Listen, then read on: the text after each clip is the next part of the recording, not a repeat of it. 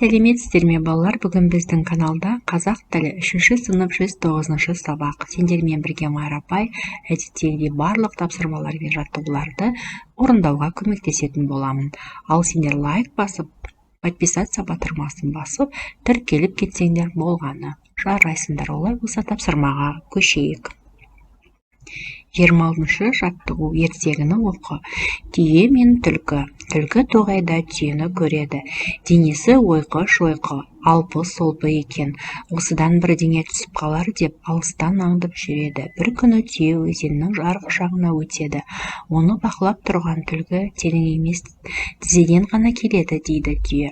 Тізеден ғана болса таяз екен деп түлкі түйе жаққа өтпек болады. Суға түседі де арғы жағаға бет алады. Өзеннің ортасына да жетпей бір батып, бір шығып, қақалып-шашалып суға тұншыққан түлкі түйеге айғай салады. Тізеден дегенің қане, мен батып барам ғой. Сенің тізең менің тіземмен бірдей ме? Әлін білмеген әлек деген осы, дейді түйе. Қазақ ертегілері кітабынан. Балалар, бізге бұл мәтінде таяз деген танысымен сөз кездесті. Яғни сөздікпен жұмыс жасап жіберейік. Яғни таяз бұл терең емес деген мағынаны білдіреді. Осы мәтінмен жұмыс жасайық балалар. Ертегі мазмұны бойынша бір-біріне сұрақ қойыңдар. Түлкі тоғайда не көрді? Түлкі түйеден не сұрайды? Түйе не үшін түлкіге әлін білмеген әлек деген осы деді. Осы сияқты балалар бірнеше сұрақтарды бір-бірлеріне қойсаңдар болады. Түйе мен түлкінің қайсысының жауабы шындық, қайсысы жалған екенін дәлелде. Түйенің жауабы шындық. Өйткені түйе су өз тізесінен келетінін айтты. Түйенің тізесімен өз тізесін салыстыра алмаған түлкі су таяз екен ғой деп суға түсіп батып кетті. Өзін жегісі келіп көздеп жүрген түлкіге түйе әлін білмеген әлек деп астарлы жауап айтты. 27-ші тапсырмада мәтінді көркем жаз.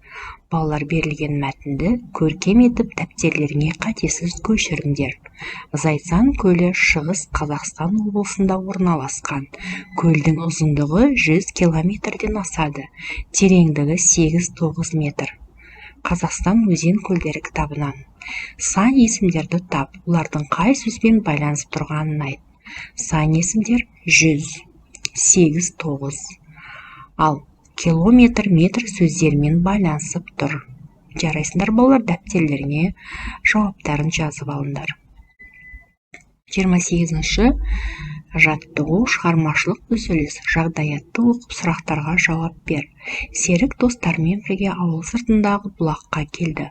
Ол бұлақ көзін шөм шалам босаған ыдыс және қоқыстар басып бітеліп қалғанын көрді.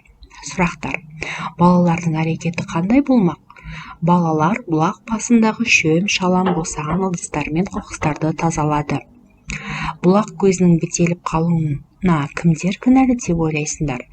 Бұлақ көзінің бітеліп қалуына адамдар кінәлі. Өйткені адамдар ішке жеген тамақтарының қалдықтарын және ыдыстарын арнайы қоқыс жәшігіне тастамай, бұлақ басына тастаған. Бұлақ басындағы артық шөптерді уақытылы жумаған. Жағдаятқа байланысты өз ойыңмен бөліс. Бұлақ көрсең көзін аш деп ата-бабамыз бекер айтпаған.